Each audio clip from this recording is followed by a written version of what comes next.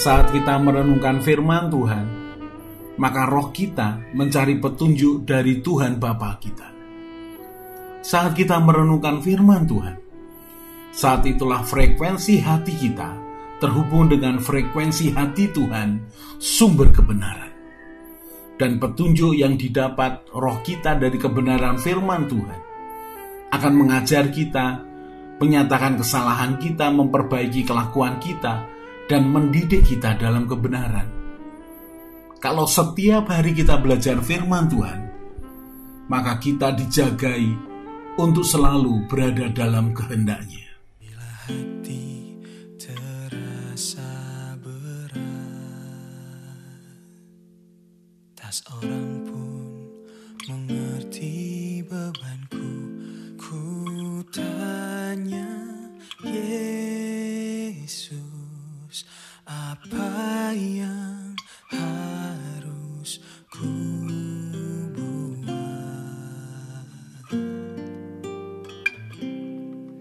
Dia berfirman, mari datanglah. Dia selalu pedulikan aku. Ku datang Yesus, Dia pikul segala bebanku.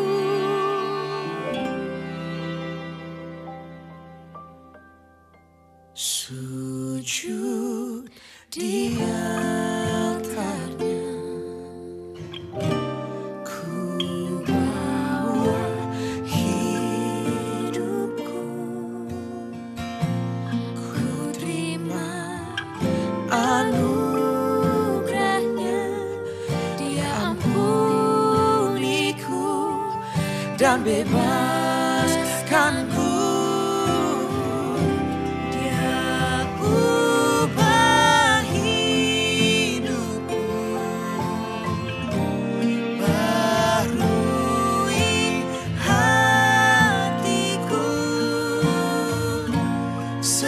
Sesuatu terjadi saat datang di altarnya.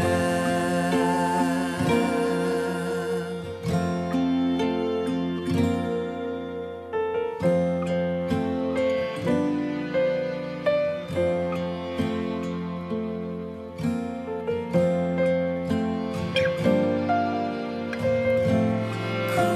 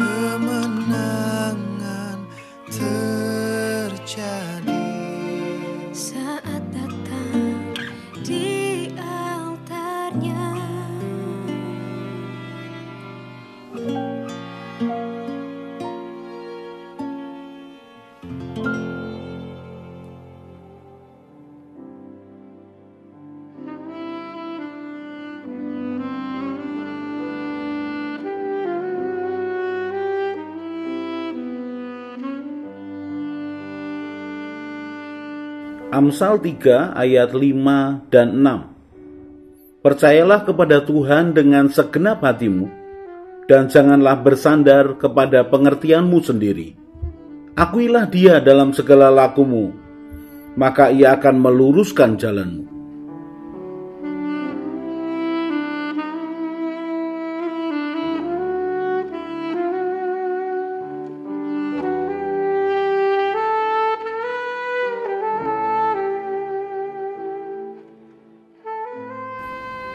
Orang yang bertemu dengan Tuhan akan mengalami perubahan kehidupan.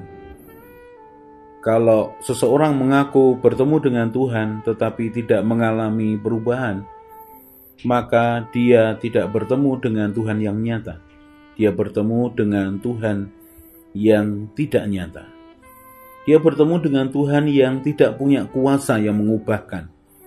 Kalau seseorang bertemu dengan Tuhan lalu mengalami perubahan, maka Tuhan yang dia temui memiliki kuasa untuk mengubah hidupnya. Dan kita tahu bahwa ketika seseorang bertemu dengan Tuhan, maka ada maksud Tuhan atas pertemuan itu. Tuhan tidak sembarangan untuk bertemu dengan manusia ciptaannya. Jadi kalau ada seseorang yang mengatakan dia mengenal Tuhan, dia bertemu dengan Tuhan, maka yang harus ditanyakan berikutnya adalah, apa maksud Tuhan dengan pertemuannya dengan dia? Jadi ketika seseorang bertemu dengan Tuhan, dia tahu kehendak Tuhan, dia tahu maksud Tuhan. Mengalami perubahan kehidupan, hidup dalam rencana Tuhan. Itulah sesuatu yang normal, satu logika rohani yang sangat normal. Apabila seseorang bertemu dengan Tuhan, maka dia akan mengalami perubahan kehidupan. Dan berikutnya adalah dia memiliki tujuan Tuhan dalam hidupnya yang bisa jadi mengubahkan hidupnya, sehingga dia memiliki konsep hidup dan perbuatan yang baru. Ketika manusia diciptakan oleh Tuhan Allah, maka manusia itu diciptakannya sesuai dengan rupa dan gambarnya. Tetapi ketika manusia jatuh dalam dosa, maka manusia terputus dari Tuhan. Manusia terpisah dari Tuhan. Kalau sebelumnya Tuhan menginginkan manusia dan keturunannya serupa dan segambar dengan Dia, maka setelah manusia jatuh dalam dosa, manusia tidak bisa lagi menurunkan apa yang dia terima dari Tuhan kepada keturunannya. Manusia tidak lagi bisa mengestafetkan sifat-sifat Tuhan dalam hidup keturunannya. Kejadian pasal yang kelima ayat yang pertama mulai. Inilah daftar keturunan Adam. Pada waktu manusia itu diciptakan oleh Allah, dibuatnyalah ia menurut rupa Allah. Laki-laki dan perempuan diciptakannya mereka. Ia memberkati mereka dan memberikan nama manusia kepada mereka pada waktu mereka diciptakan. Ayat yang ketiga. Setelah Adam hidup 130 tahun, ia memperanakkan seorang laki-laki menurut rupa dan gambarnya, lalu memberi nama Set kepadanya. Saya ulangi lagi. Kejadian pasal yang kelima ayat yang ketiga. Setelah Adam hidup 130 tahun, ia memperanakkan seorang laki-laki menurut rupa dan gambarnya, lalu memberi nama Set kepadanya. Kalau manusia belum jatuh dalam dosa, maka waktu itu belum berjalan.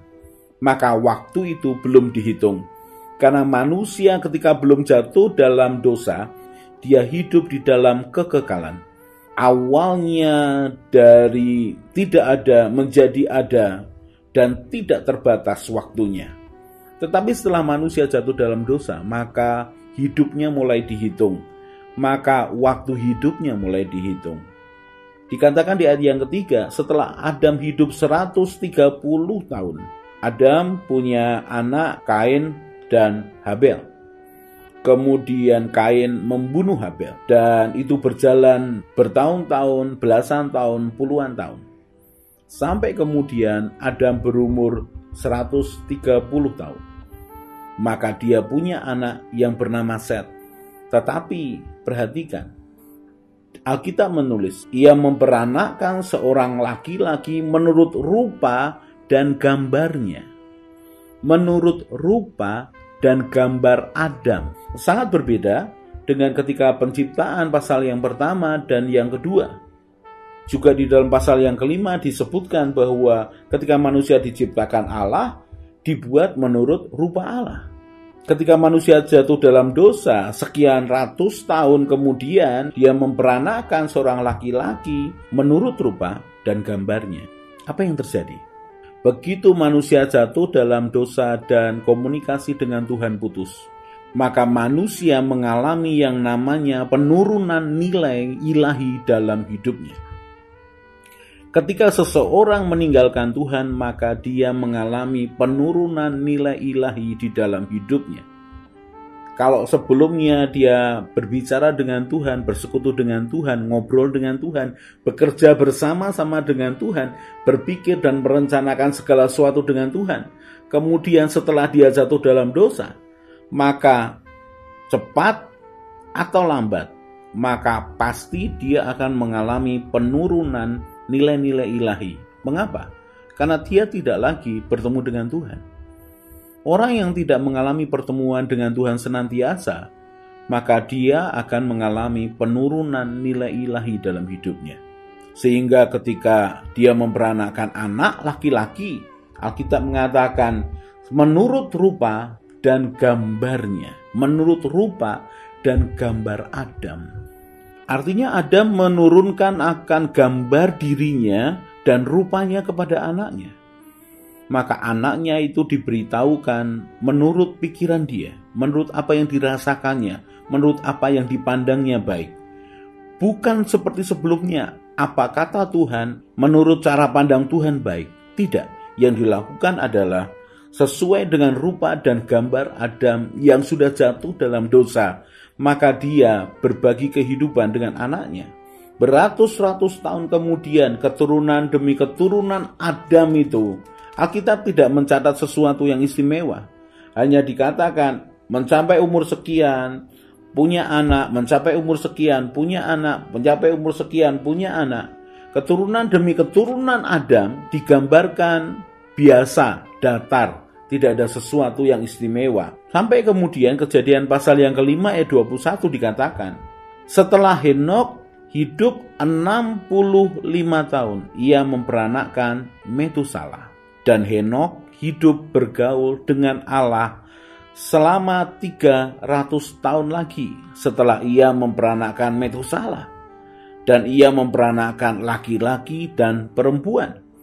Jadi Henokh mencapai umur 365 tahun. Dan Henokh bergaul dengan Allah, dan ia tidak ada lagi sebab ia telah diangkat oleh Allah. Sesuatu yang luar biasa. Ada seseorang yang bernama Henokh. Ketika umur 65 dia memperanakkan Metusalah. Metusalah inilah yang adalah kakeknya Nuh. Metusalah punya anak yang bernama Lamek, dan Lamek punya anak yang bernama Nuh. Tapi mari kita kembali kepada Henokh. Henokh hidup bergaul dengan Allah 300 tahun. Sudah bisa membayangkan. Kita tidak tahu Adam hidup bergaul dengan Allah berapa lama karena waktu belum mulai. Adam masih hidup di dalam kekekalan. Tetapi ketika Adam sudah jatuh dalam dosa, maka waktu itu mulai. Dan keturunan demi keturunannya tidak mencatat sesuatu yang istimewa karena Adam tidak bisa membagikan akan kehidupannya dengan Tuhan kepada keturunannya. Sehingga Alkitab mengatakan, menurut gambar dan rupanya, rupa Adam diturunkannya anaknya. Tetapi ratusan tahun kemudian muncul satu nama orang yang bernama Henokh. Dan Henokh ini setelah memperanakkan Metusalah, dia hidup bergaul dengan Tuhan 300 tahun. Saudara bisa membayangkan hidup bersama dengan Tuhan di bumi. Bukan hanya seminggu 2 minggu, bukan hanya setahun 2 tahun, 300 tahun. Dia berbicara dengan Tuhan, dia ngobrol dengan Tuhan, dia berbagi hati dengan Tuhan, Tuhan berbagi hati dengan dia. Tuhan ngobrol dengan dia tentang segala sesuatu yang terjadi. Dan Henokh menikmatinya tahun demi tahun. Saudara bisa bayangkan, ketika hari ini dia bertemu dengan Tuhan, lalu ada pembicaraan yang dekat, yang intim seperti seorang anak bicara kepada bapaknya. Lalu bapaknya bisa menceritakan begitu banyak hal yang terjadi. Dan dalam keindahan dan kesempurnaan, dia menikmati Tuhan bertahun-tahun, puluhan tahun. Bahkan Alkitab mengatakan ratusan tahun. Orang yang mengalami Tuhan akan mengalami perubahan dan akan memiliki tujuan hidup. Kita tahu bahwa dari Henokh dia memperanakkan Metusalah, Metusalah memperanakkan Lamek, Lamek memperanakkan Nuh, dan kemudian kita akan belajar nanti bahwa Nuh ini hidup bergaul dengan Allah. Ada keturunan demi keturunan yang berhasil mempertahankan akan pengalaman demi pengalamannya dengan Tuhan. Dan saya percaya selama 300 tahun ketika Henokh hidup bergaul dengan Allah di bumi ini, maka dia bisa menceritakan kepada Metusalah, dia bisa menceritakan pada orang-orang yang dia temui betapa Tuhan itu baik, betapa Tuhan itu nyata, betapa Tuhan itu sanggup untuk menolong dia, betapa Tuhan itu kasih setianya luar biasa. Dan Alkitab mencatat Henokh diangkat oleh Allah. Satu kesatuan ilahi yang tidak bisa dipertahankan lagi, tidak bisa dibatasi lagi oleh waktu dan oleh hukum dunia. Henokh diangkat oleh Allah. Saudara, mari kita mencari Tuhan. Jangan beralasan akan orang tua kita yang tidak takut akan Tuhan. Jangan menyalahkan orang lain yang tidak mendorong kita. Jangan salahkan orang lain yang tidak mengajak kita untuk mencari Tuhan. Mari mencari Tuhan. Mari bertemu dengan Tuhan. Katakan di dalam hatimu, aku membutuhkan Engkau Tuhan. Aku menginginkan Engkau. Sudah sisihkan beban dan dosa yang merintangi. Lalu ambil waktu yang teduh, ambil waktu tenang dan berseru-seru. Tuhan, aku butuh Engkau. Tuhan, aku ingin bergaul dengan Engkau. Tuhan, aku ingin mengalami segala sesuatu yang ilahi di dunia ini bersama Engkau. Mari ingini Tuhan, dan mari alami Tuhan.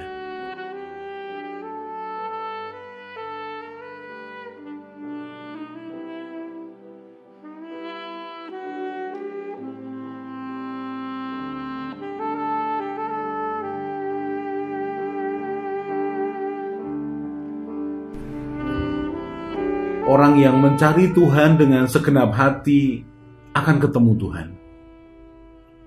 Orang yang percaya dan mengandalkan Tuhan akan seperti pohon yang ditanam di tepi aliran air. Tidak akan menderita melewati masa kering, tetap bertumbuh. Hatinya bersuka cita dan terus berbuah. Karena harapannya kepada Tuhan Yesus yang menyelamatkannya, dan dia akan tertawa tentang masa depan. Ia akan terus berjalan bersama Tuhan, semakin kuat, semakin semangat. Mari kita berdoa. Tuhan Yesus, berikan kerelaan dan kesetiaan yang sama ketika Engkau melaksanakan tugasmu di dunia. Tuhan Roh Kudus penolongku, ajari aku semakin mengenal Tuhan Yesus dan Bapa Surgawiku, bahwa aku berjalan mengikuti jejak-Mu, Gembalaku yang baik, berjalan bersama Tuhan senantiasa. Amin. Saya Yosea Kristiono, Gembala Jemaat JK Injil Keselamatan Semarang. Tetap percaya, tetap semangat. God bless.